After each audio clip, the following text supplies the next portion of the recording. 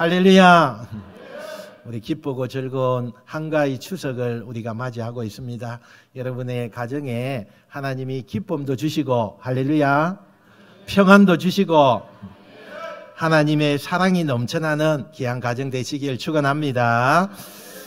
오늘은 우리가 마태복음 강해를 이제 마치고 이제 에스겔서를 우리가 중간점에 우리가 한번 보기를 원합니다. 오늘 또 명절을 맞이하니까 각 가정에서도 하나님의 축복이 임하고 또 자녀들이 또 우리 많은 분들이 고향을 찾아올 텐데 하나님께서 그 모든 것 가운데도 은혜와 사랑이 넘쳐나는 복된 말씀 되시길 축원합니다.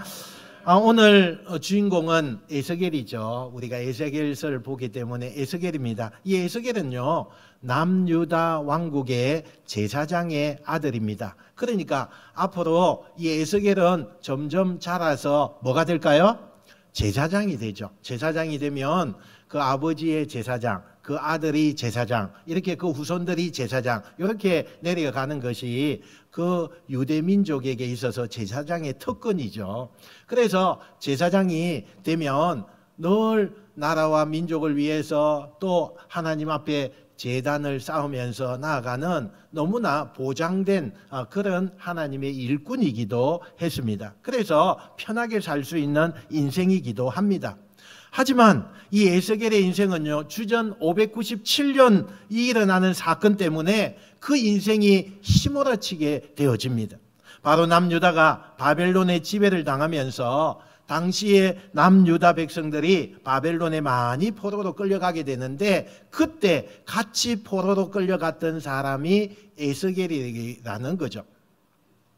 이 포로로 끌려간 사람들은요, 대부분이 하나님을 믿는 유대 백성 아닙니까? 그래서 희망을 가졌어요. 항상 우리는 어때요? 그 희망을 가지고 뭐 한다는 거예요? 하나님이 이 나라를 다시 회복시켜 주실 거야. 지금은 잠시 어려움을 당하지만 하나님이 결단코 우리 백성을 버리지 아니하실 거야. 이렇게 희망을 가지고 있었어요.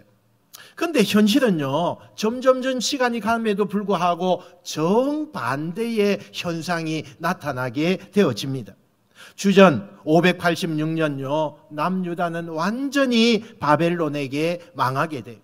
하나님의 도시로 자부했던 이 시온 성전이 있었던 예루살렘이 점령을 당하고 늘 하나님 앞에 나가서 마음을 다하고 정성을 다했던 그 성전이 그냥 다 무너지는 역사, 불이 타서 다 무너지는 그런 일들이 일어나게 돼요. 포로들이요, 이제는 희망이 꺾이고 충격을 받게 되죠. 지금까지는 하나님이 회복해 주실 거야. 지금까지는 그 희망을 주었던 그 성전마저도 완전히 그들에게 희망이 아니라 절망을 줄 수밖에 없는 사연으로 돌아오게 되어집니다. 사람들은 절망에 빠져요. 사람들은 분노가 쏟아져 나오기 시작합니다. 아니, 이스라엘이 이렇게 망하는 동안, 하나님의 백성들이 이렇게 비참해지는 동안에 하나님은 도대체 뭘 하고 계시는 겁니까? 그동안 우리가 하나님을 믿고 의지했는데 이런 상황이 되면 우린 더 이상 누구에게 희망을 가지고 나아가야 합니까? 절망과 분노가 쏟아 나오기 시작해요. 그렇게 절망과 울부짖고 하나님을 향해 원망했던 이 이스라엘 백성들을, 그래도 에스겔은 제사장이에요. 이 다독거리면서 희망을 포기하지 말라고, 이곳에 하나님의 뜻이 있을 거라고 그렇게 다독거리고 이야기를 이어가지만 이 에스겔의 내면조차도 지쳐가고 있었어요. 사실 백성들에게 그래도 하나님이 하실 일을 기대하자라고 위로하고 있지만 에스겔 그 마음속에는 이제는 안 될 것 같아. 그 마음이 점점 강해지기 시작할 때입니다. 바로 이때에 그 백성들에게 말은 하지만 마음에서는 이제 안 될 것 같아, 절망의 그 마음을 가지고 있던 에스겔에게 오늘 이런 점점 시작되는 이 배경이요, 37장으로 이어지는 것을 우리가 보게 돼요. 그렇게 에스겔도 지쳐가고 있을 무렵에 어느 날 하나님께서 강권적으로 에스겔을 이렇게 불러서 환상을 보여주는 거예요. 에스겔의 사람을 이끌어서 한 골짜기로 가게 되는데, 그 골짜기에는 죽은 지 너무 오래된 그런 시체, 즉 뼈들이, 하얀 뼈들이 숫자를 헤아릴 수 없을 만큼의 많은 뼈들이 보이는 골짜기로 가게 돼요. 그리고는 에스겔에게 하나님께서 그것을 보여주시고는 질문을 하는 거예요. 에스겔아, 네 앞에 보여지는 이 뼈들이 다시 살아나겠느냐? 이렇게 질문을 해요. 이때 에스겔이 하나님이 질문하니까 대답은 해야 되는데 아주 묘하게 대답을 해요. 주님이 아십니다. 주님이 아십니다. 이건 무슨 뜻입니까? 문맥상으로 우리가 봤을 때는 아주 겸손하고 정말 하나님 앞에 모든 것을 다 하나님은 하실 수 있습니다, 이런 믿음의 말 같지만 그 내심은 나는 잘 모르겠습니다, 내지는 이제 이게 되겠습니까? 이런 마음이 그 에스겔의 마음속에 있다는 거예요. 결국 그 마른 뼈들은 지금 이스라엘의 현실을 얘기하는 거 아닙니까? 그러니까 우리 민족이 다시 회복되고 조국으로 돌아가고 성전이 회복된다는 게 지금 상황에서 가능하겠습니까? 그런 상황의 측면에서 절망의 생각을 가지고 있는 이 에스겔을 우리가 보고 있는 것입니다. 이때 하나님께서 그런 마음으로 주저하는 에스겔에게 이렇게 명령을 내립니다. 내가 내 입으로 이 앞에 있는 뼈들을 향해서 내 말을 전해라. 야, 마른 뼈들아, 하나님께서 말씀하시기를 너희에게 힘줄이 생기고 살이 입혀지고 생기를 넣어서 다시 너희에게 생명을 살리게 하신다고 하신다. 이렇게 네가 명령해라. 그렇게 선포해라. 그리고 하나님께서 강하게 에스겔에게 말씀을 하시는 거예요. 이때 에스겔이요, 하나님께서 강하게 그렇게 말씀을 하시라고 하니까 뭐라고 하느냐? 7절에 보니까 우리 한번 따라 할까요? 내가 명령을 따라 대언하니. 여러분, 이렇게 이야기해요. 하나님께서 너 강하게 그렇게 한번 외쳐봐라. 그러니까 에스겔이 하나님의 명령대로 마른 뼈들이 있는 그 골짜기의 뼈들을 향해서, 하얗게 오래된 그 시체들 향해서 너희들이 살아날 것이라고 선포를 하게 돼요. 여러분, 대단히 평범해 보이는 오늘 이 성경의 이야기 속에 오늘 현대인들의 희망의 불씨가 점점 꺼져가는 우리의 인생, 나의 가정, 이 사회 앞에 너무나 중요한 하나님의 진리가 우리에게 보여주고 있는 말씀이기도 해요. 우선 지금 에스겔은 상황상 하나님이 그렇게 말하라고 하는데 쉽게 그 말이 나오겠어요? 너무나 죽은 지 오래된, 아무 살점도 없고 뼈만 남았는데 그 뼈도 공기가 주입이 들어와서 그 뼈가 하얗게 말라있는 그 뼈를 향해서 그렇게 쉽게 말이 나오겠어요?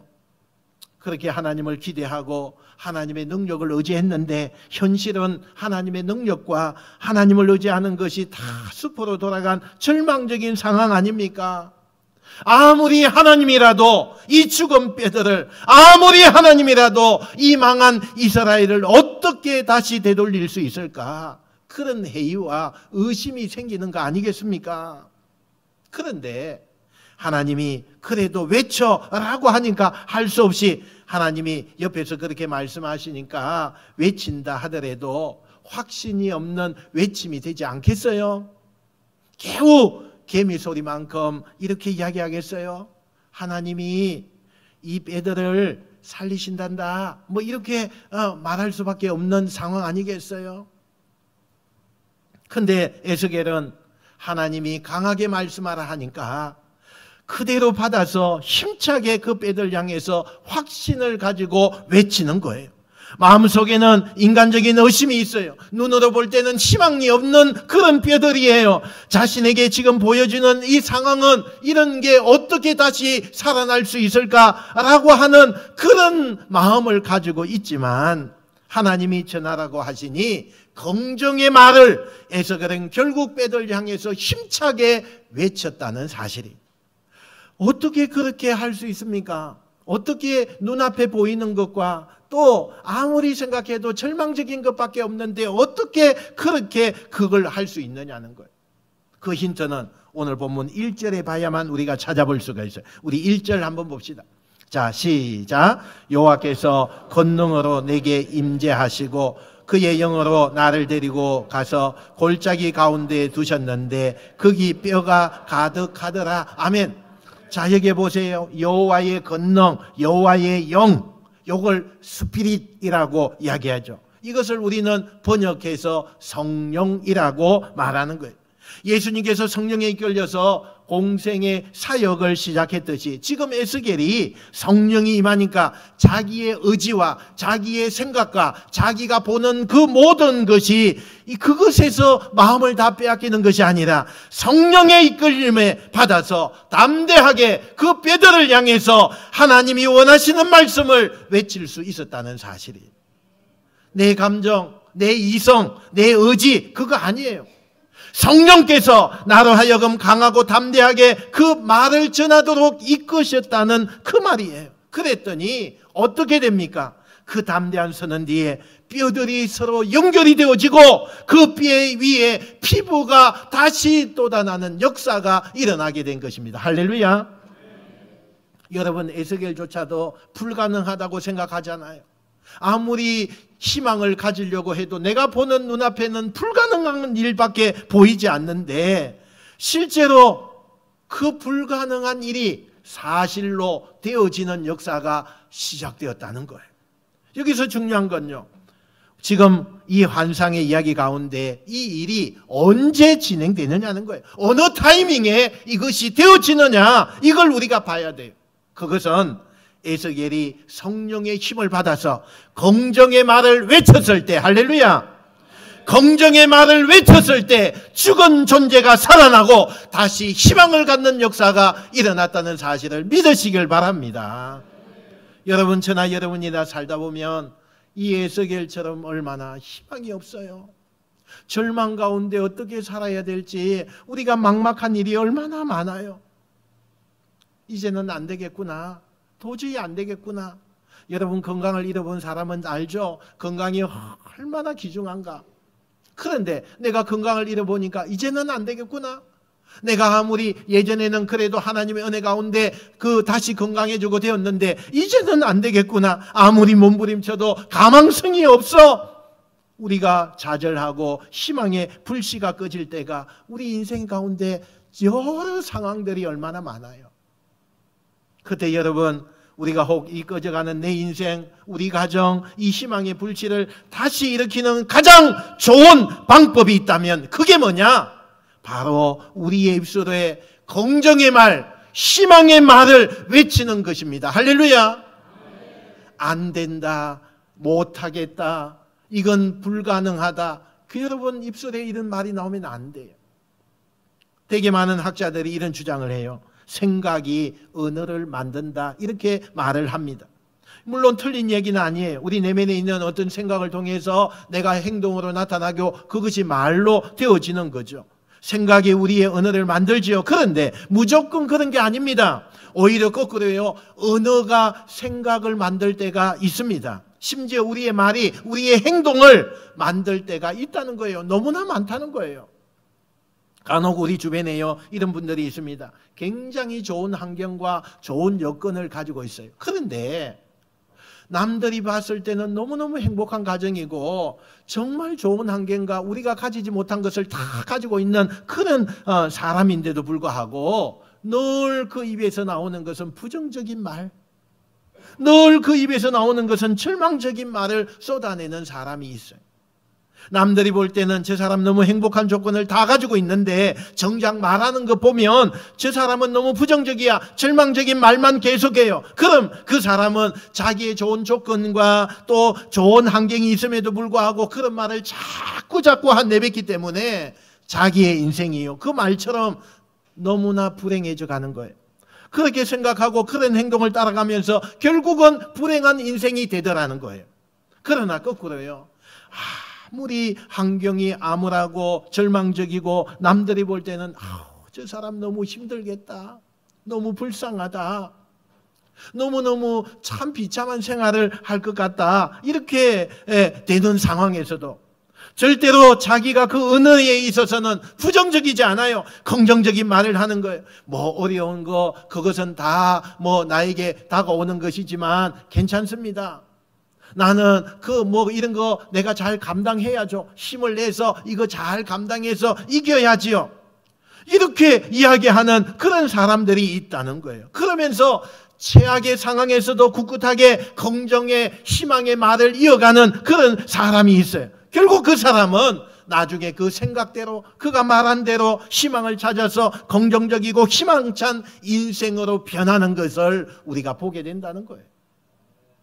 저나 여러분이나 혹 내 삶의 자리에 꺼져가는 희망을 되살리길 원한다면 제일 먼저 해야 될 일이 뭡니까? 긍정의 말을 해야 된다는 거예요. 할렐루야.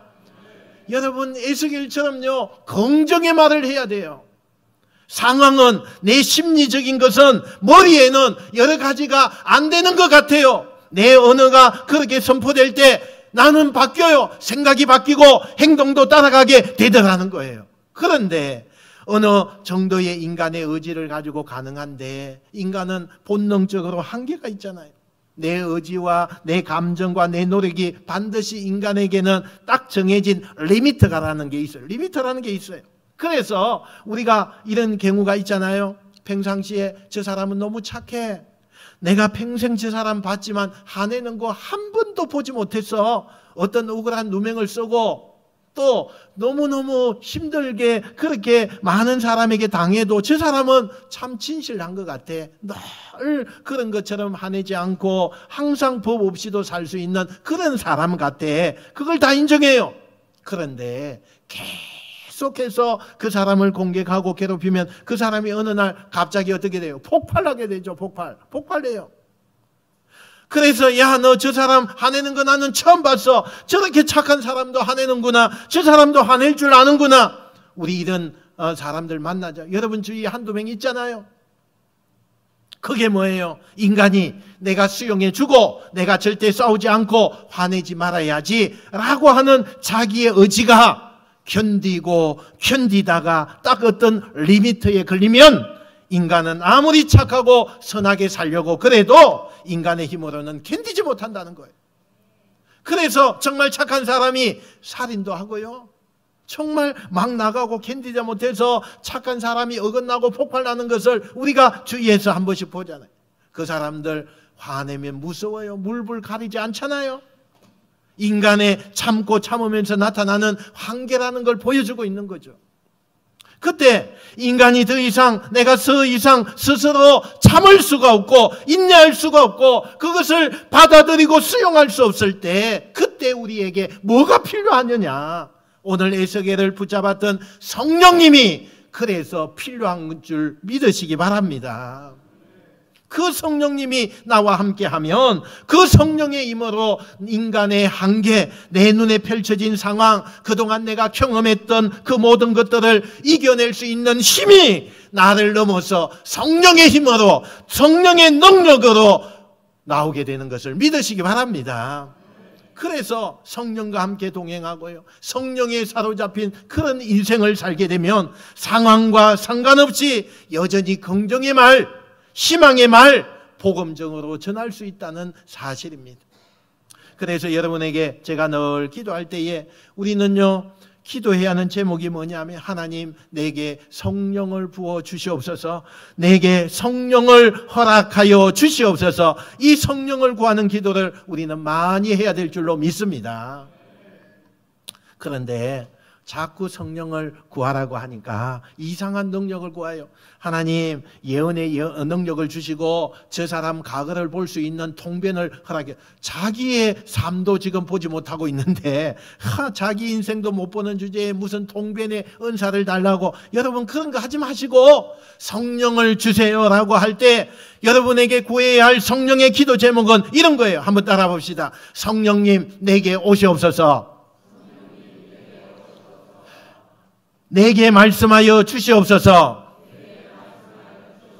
내 입술을 주장하시옵소서, 내 입술에 긍정의 말을 전하게 하시고 희망의 말을 전하게 하옵소서. 아멘. 여러분 이렇게 성령을 구하셔야 돼요. 성령이 내게 오셔서 내 마음속에 평안을 주시고 하나님의 말씀으로 나를 확고하게 세우고, 그리고 나의 입술을 통해서 부정과 원망과 타락의 이야기가 아니라 긍정과 희망과 살리는 말을 하게 해 주시옵소서. 할렐루야. 여러분 이렇게 구하셔야 돼요. 여러분 세상을 보면서 세상이 어떻다고, 이 세상이 뭐 이러쿵저러쿵 한탄하고 비판하는 우리의 모습이 얼마나 많아요. 그렇게 하지 마시고 차라리 그 시간에 성령을 구하시길 바랍니다. 그 성령의 힘으로 세상 너머에 계시는 하나님을 바라보시고 그 성령의 힘으로 긍정의 말을 항상 하는 여러분 되시길 바랍니다. 그럴 때 바로 그 순간에 마른 뼈 같은 인생의 여러분의 인생이, 여러분의 가정이, 우리의 사회가, 이 나라 이 민족이 꺼져가는 희망이, 그 불씨가 다시 피어나게 될 줄로 믿습니다. 에스겔의 외침과 함께요, 여기저기 흩어져 있던 그 뼈들이요 맞춰지기 시작하는 거예요. 여러분 이 성경에 등장하는 이스라엘의 사람들은 우리처럼, 우리의 무덤처럼 그렇게 하지 않아요. 거기에는 보통 묘를요, 가족 묘를 동굴에다가 갖다가 넣어요. 그래서 시간이 많이 지나면 다 썩고 뼈가 마르죠. 하얗게 말라요. 그 뼈들이 처음에는 인간의 그 털을 쭉 가지고 있다가 그 뼈만 남고 또 공기에 접촉이 오고 그러면 하얘지기 시작해서 오래된 시신이 되어지는 거예요. 그런데 그것이 막 바람이 불고 태풍이 불면 그 뼈들이 결국에는 이리 뒹굴고 저리 뒹굴고 뭐 그렇게 하다가 내 뼈하고 저 사람의 뼈하고 또 섞이겨서 뒹굴고 나중에는 어떤 게 어떤 건지도 모르는 거예요. 그 정도 되는 거죠. 근데 오늘 에스겔이 하나님께서 이 뼈들 향해서 외치라, 너희들이 살아날 것이다, 이렇게 선언했더니 마치 레고를 맞추는 것처럼, 무슨 영화의 그런 한 장면처럼 뼈들이 알아서 원래의 자기 뼈들로 맞춰지기 시작하는 거예요. 사람의 형태를 띠고 그 뼈들 위에 힘줄이 생기고 근육이 생기고 그 위에 피부가 돋아나면서 상상할 수 없었던 그 모습이 여기저기서 생기기 시작한다는 거예요. 놀라운 경험을 에스겔이 지금 하고 있는 거죠. 그런데 하나님께서 그렇게 사람의 몸으로 다시 만들어 놓으신 상태로 됐지라고 끝나는 게 아니라 한 번 더 명령해요. 나의 생기를 저 사람에게 들어가라고 명령해라, 이렇게 했어요.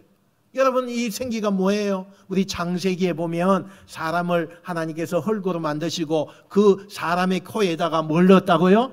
생기를 넣었더라. 후 하고 불어넣는 숨, 이걸 히브리어는 루하흐라고 하는 그런 단어예요. 이게 뭐예요? 생기를 불어넣을 때 인생이 완성이 된다는 거예요. 그렇게 숨을 불어넣는 것과 동시에 그 사람들이, 그 뼈들이 온전한 사람이 되어서 비로소 큰 군대가 되어졌다, 이렇게 말씀을 해요.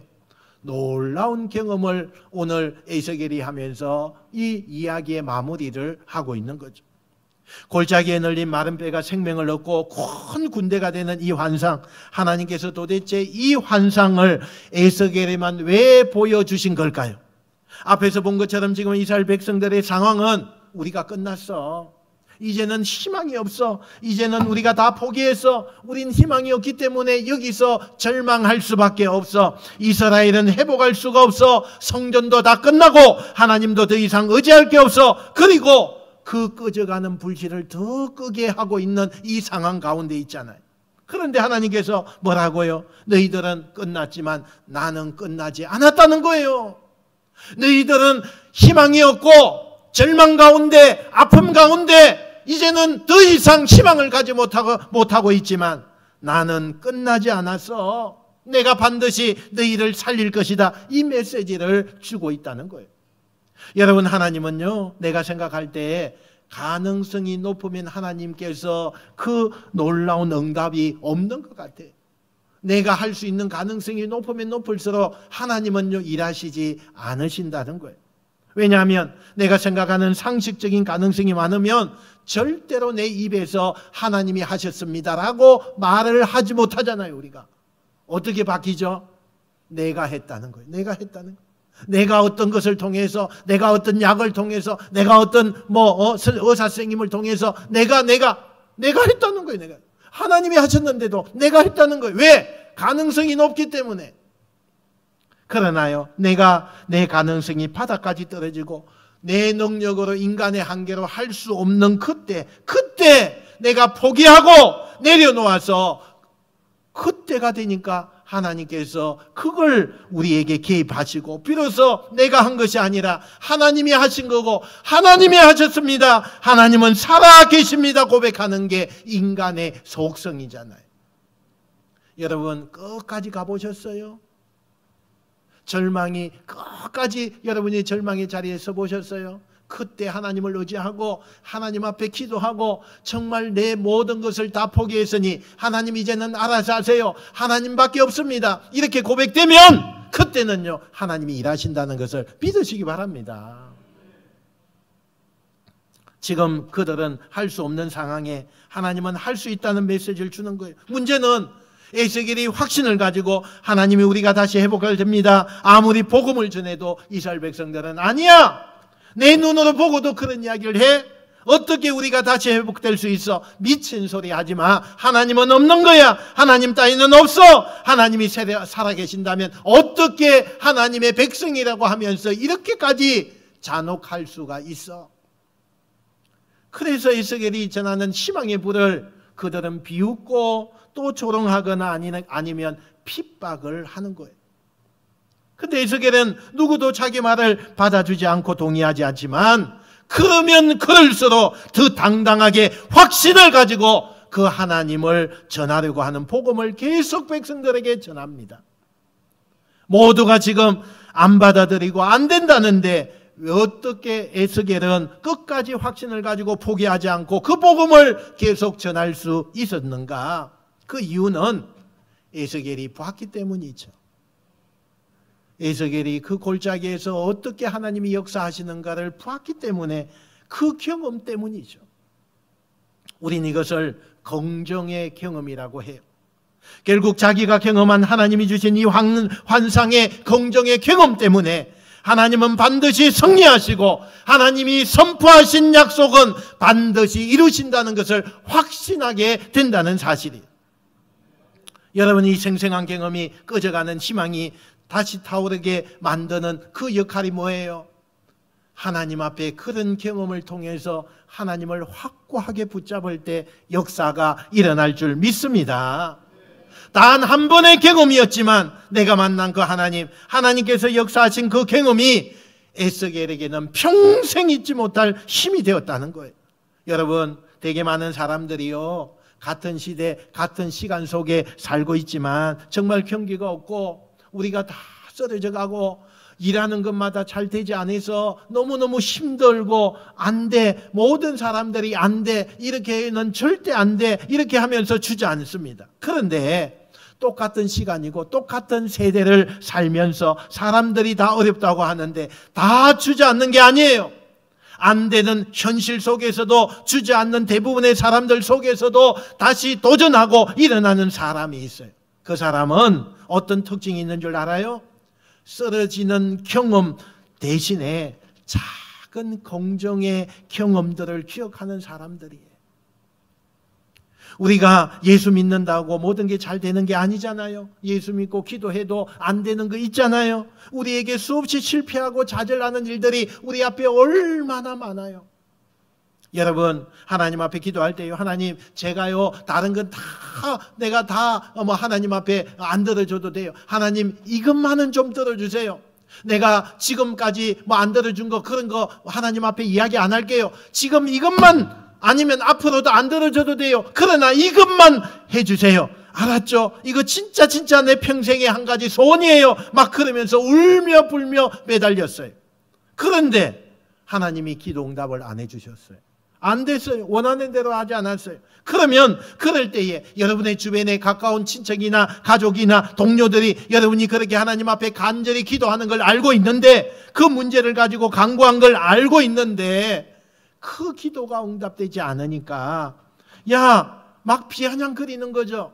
그런 예수님을 왜 믿어? 그런 하나님이 없는 거잖아. 소원하고 그렇게 간절하게 기도했는데 그 응답이 없으니 그건 하나님이 없는 거고 예수님이 없는 거야. 그걸 왜 믿어? 내 주먹을 믿으라고 뭐 이렇게 비아냥거리죠. 그런데 그렇게 하나님 앞에 거절당하고 내가 그렇게 간절히 매달렸는데도 내 뜻대로 안 됐는데도 여전히 사람들은 그 사람들의 멍청하다고 얘기하는데, 멍청하게 또 하나님 앞에 매달리는 기도의 자리에 가서 자기에게 외면한 그 하나님을 다시 붙잡고 무릎 꿇는 사람들이 있어요. 왜 그럴까요? 그 비결이 뭘까요? 그건 그가 생각이 없어서가 아니에요. 멍청하다고 소리 듣고 그것 때문에 내가 멍청한가 뭐 그러면서 나오는 게 아니에요. 우리도 모르는 그에게는 하나님으로부터 긍정의 체험이 있는 사람들입니다. 내가 간절히 기도했는데 내 뜻대로 응답을 안 해서 그때는 이해가 안 갔는데 지나고 보니까 하나님께서 그 거절의 의미가 얼마나 나에게 큰 도움을 주었는가라는 것을 깨닫게 되는 거예요. 내 욕망보다, 내 좋은 방법보다 더 귀한 응답을 하나님이 주셨다는 사실이에요. 그때는 몰랐는데 지나고 나서 알게 되니까, 그 체험이 있으니까 하나님을 전적으로 의지하게 되더라는 거예요. 여러분, 어떤 것으로도 위로가 되지 않는데 내가 그 흑암과 같은 인생에서 하나님을 찬송했더니 세상이 줄 수 없는 평안이 내 마음속에 찾아오는 것을 혼자 경험한 사람, 세상에 어디에도 답이 없어요. 누구도 나에게 그런 조언이 되고 힘이 되지 않았을 때 내가 하나님의 말씀을 보니 거기에는 힘을 얻고 거기에서 지혜를 얻고 거기에서 내 인생의 후반전을 살 수 있는 원천을 얻은 사람들, 절대 하나님을 놓치지 않아요. 절대 안 놓쳐요. 이 긍정의 체험을 경험한 사람들은 어떤 상황이 돼도 남들이 다 비웃어요. 바보 같다고 그래요. 멍청이 같다고 그래요. 그러나 그때의 경험이 있는 사람은 다시 하나님을 붙들고 희망의 불씨를 다시 올릴 수 있는 줄로 믿으시기 바랍니다. 여러분, 안 되는 경험에 사로잡히지 말고요. 특별히 안 되는 경험을 가지고 부정적인 인생의 소설을 여러분이 쓰지 마시고 적더라도 작더라도 긍정의 경험을 떠올려서 기대하고 인내하고 도전하는 여러분 되시길 축원합니다.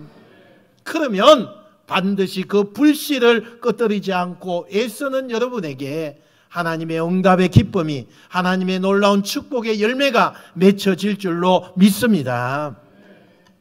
불씨가 꺼질 때, 불씨가 막 꺼져갈 때 에이, 알아서 뭐 다시 살아나겠지 이렇게 생각하고 그냥 놔두면 그 불씨는 꺼집니다. 그런데 불씨가 꺼질 때 어떻게 하든지 불소세지를 넣고 부채질하면서 연기를 맡아가면서 그 불씨를 안 꺼뜨리려고 몸부림치는 사람이 그 불씨를 살리는 거예요. 할렐루야. 희망도 그랬어요. 너나 우리 가정과 또 뭐 내 인생의 희망의 불씨가 점점 꺼지려고 할 때에 될 대로 되라, 뭐 이제는 뭐 살아나겠지, 그거를 방치하면 그 불씨는 꺼지는 거예요. 어떻게 하든 아무리 힘들고 아무리 뭐 죄악으로 떨어진다고 해도 절대로 이 불씨는 꺼뜨릴 수가 없다. 무슨 일이 있어도 이 희망의 불씨를 살려놔야 한다. 그래서 그 불씨를 꺼뜨리지 않아야 그 근거가 되어서 세상을 바꿀 수 있는 하나님의 기적이 나타날 줄로 믿습니다. 그걸 여러분의 힘으로 하지 말고 성령의 힘으로 외치시기를 바랍니다. 나 같은 죄인을 살리신, 벌레만도 못한 나 같은 사람을 살리신 그 하나님의 놀라운 체험들이 우리에게 있지 않습니까? 그 아름다운 여러분의 간정을 버리지 마시고 그 긍정의 경험을 떠올리시면서 이런 은혜가 있었던 난데, 그래서 다시 도전하십시오. 능히 여러분은 에스겔 골짜기의 환상의 주인공이 되어질 줄로 믿습니다. 여러분의 인생의 희망이 현실이 되시기를 주님의 이름으로 축원드립니다. 축원드립니다. 기도하겠습니다. 하나님 아버지,